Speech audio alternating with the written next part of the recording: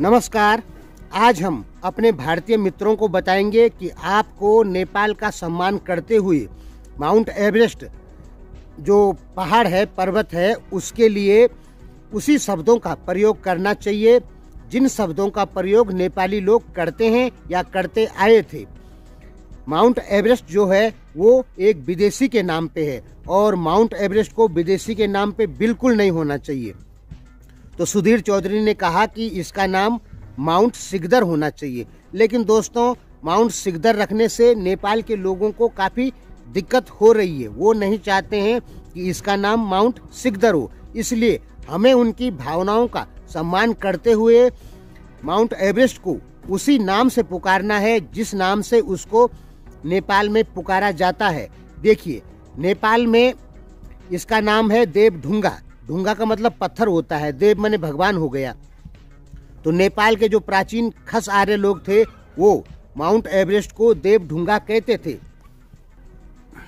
यह कभी नहीं सोचना है कि इस माउंटेन की खोज अंग्रेजों ने की या सिकदर ने की। देखिए, इस माउंटेन की खोज भारत में पहले ही हो चुकी है। कालिदास या 2000 साल पहले बहुत सारी जगहों पर हिमालय का वर्णन है। ये गौरी शंकर पहाड़ियों के अंतर्गत आता था और प्राचीन काल से इसे देवढुंगा कहा जाता था। 1946 में बाबूराम आचार्य नाम के एक व्यक्ति हैं, उन्होंने इसका नाम रखा सगरमाथा या सागरमाथा। देखिए, नाम चेंज करना अति आवश्यक है। क्यों आवश्यक है? क्योंकि चीज यानी धरोहर जो है वो नेपाल की है और नाम है विदेशी के नाम पे। ये सरासर गलत है। दुनिया में माउंट एवरेस्ट को उसी नाम से जाना चाहिए जो उसका असली नाम है। उसका असली नाम सागरमाथा है या देवढुंगा है। तो पूरी दुनिया के लोग माउंट एवरेस्ट शब्द का प्रयोग करते हैं। उन्हें माउंट एवरेस्ट शब्द का प्रयोग बिल्कुल नहीं करना चाहिए। उन्हें इसके लिए देवढुंगा या सागरमाथा इन शब्दों का प्रयोग करना चाहिए। इससे नेपाल की हो या भारत की हो, दोनों का कहीं न कहीं सम्मान जरूर बढ़ेगा, क्योंकि ये दोनों जो लिपियां हैं, नाम है, ये देवनागरी लिपि में है। माउंट सिकदर रख देते हैं तो उससे नेपाल के लोगों को दिक्कत है। वो नहीं चाहते हैं कि किसी भारतीय के नाम पर इसका नाम हो। और यदि इसका नाम सागरमाथा हम बोलते हैं या देवढुंगा बोलते हैं तो ये दोनों देशों के लिए ज़्यादा सही है। सागर का माथा, ठीक है, ये शब्द भारत में भी चलता है और नेपाल में भी चलता है। देवढुंगा, ये ढुंगा शब्द इंडिया में भी चलता है, इंडिया के पहाड़ी क्षेत्रों में। और देव का मतलब तो आप समझ ही रहे हैं, ये पूरी इंडिया में चलता है। तो दोनों में से एक नाम इसका होना चाहिए। जो इसका असली नाम है वो सगरमाथा या सागरमाथा है। भारत में सुधीर चौधरी जैसे लोग या हम जैसे लोग क्या चाहते हैं कि अंग्रेजों के नाम पे या मुसलमानों के नाम पे जिन चीज़ों का नाम रखा गया है उनको हटा दिया जाए और उसका वास्तविक नाम जो पुराने समय में था उसे रख दिया जाए। जैसे ताजमहल को पहले तेजो महालय कहा जाता था, तो अब भारत के हिंदू लोग चाहते हैं कि इसका असली नाम तेजो महालय रखा जाए। और भारत के लोग, हिंदू लोग ये भी चाहते हैं कि एवरेस्ट नाम हट जाए, उसका असली नाम कुछ ऐसा रखा जाए जो हिंदुओं के नाम पर हो। तो दोस्तों, माउंट सिकदर जो है वो हिंदुओं के नाम पर तो है, लेकिन इससे नेपाल को प्रॉब्लम है। इसलिए उसका नाम या तो देवढुंगा सही है। देवढुंगा इसका प्राचीन नाम है और असली नाम है। वहाँ के स्थानीय लोग पहले इसको देवढुंगा ही कहते थे। बाद में इसका नाम सागरमाथा रख दिया गया नेपाल की तरफ से। और ये गौरी शंकर पर्वत श्रृंखला के अंतर्गत आता है। भारत के बहुत सारे जो ग्रंथ हैं उनमें माउंट एवरेस्ट का वर्णन है गौरी शंकर बोल के। यानी आप ये मत सोचना कि माउंट एवरेस्ट की खोज किसने की, अंग्रेजों ने की या सिकदर ने की। आप ये मत सोचिए। माउंट एवरेस्ट की खोज भारत में 2000-3000 साल पहले ही हो चुकी है गौरी शंकर पर्वतमाला श्रृंखला के अंतर्गत। अब अंग्रेज कहते हैं कि हमने इस पहाड़ को ढूंढा। ये सरासर गलत बात है। इसका वर्णन भारतीय ग्रंथों में बहुत पहले से मिलता है। इसलिए हम नहीं मानते कि अंग्रेजों ने माउंट एवरेस्ट को ढूंढा। माउंट एवरेस्ट को वहीं के स्थानीय लोगों ने, जो ऋषि मुनि थे पुराने समय में, तपस्या करते थे हिमालय में और ग्रंथ लिखते थे, वहीं के लोगों ने माउंट एवरेस्ट को ढूंढा है और उसका नाम देवढुंगा रखा है या गौरी शंकर के अंतर्गत रखा है। तो हम कभी नहीं मानते कि माउंट एवरेस्ट को किसी विदेशी ने ढूंढा हो।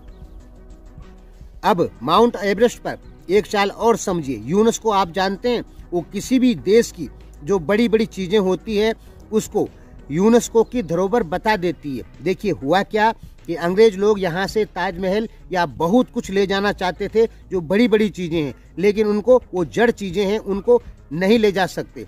अंग्रेजों का बस चलता तो वो माउंट एवरेस्ट को भी ले जाते, लेकिन वो नहीं ले जा सकते माउंट एवरेस्ट को। इसलिए उन्होंने एक साजिश के तहत यूनेस्को की स्थापना की 1945 में, और जो चीजें उनको पसंद थी उन्होंने यूनेस्को की धरोहर उस चीज को बना दिया।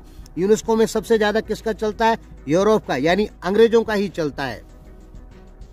तो आप लोग या भारतीय लोग या नेपाली लोग जो खुश होते हैं कि हमारे देश की ये चीज यूनेस्को की धरोहर है, तो खुश बिल्कुल मत होइए। ये एक साजिश के तहत है। यानी भारत हो या नेपाल हो, इन देशों की अच्छी चीजों पर वो लोग अपना कंट्रोल करने के लिए उसे यूनेस्को की धरोहर बता दिए। आप सीधा ये समझें कि यूनेस्को का मतलब यूरोपियन यूनियन या अंग्रेज ही समझ लीजिए। हालांकि चाइना भी उसमें शामिल है, लेकिन चाइना जो है वो पहले अंग्रेजों का ही पिट्ठू था। 1990 के बाद जो है वो चाइना यूरोप या अमेरिका का दुश्मन धीरे धीरे बना, लेकिन चाइना हमेशा से ही अंग्रेजों का ही पिट्ठू रहा है। भारत हमेशा अंग्रेजों से लड़ा है, अमेरिका से लड़ा है। 2005 तक भारत और अमेरिका में हमेशा दुश्मनी ही रही है। भारत हमेशा सोवियत संघ का सपोर्टर रहा है, अंग्रेजों का और अमेरिका का सपोर्टर भारत कभी भी नहीं रहा। तो किसी भी देश की धरोहर को यूनेस्को की धरोहर बता देना ये एक साजिश के तहत है। यानी यूनेस्को की धरोहर है, यानी कहीं न कहीं वो अंग्रेजों की धरोहर भी है, वो चीज जो हमारे देश में है।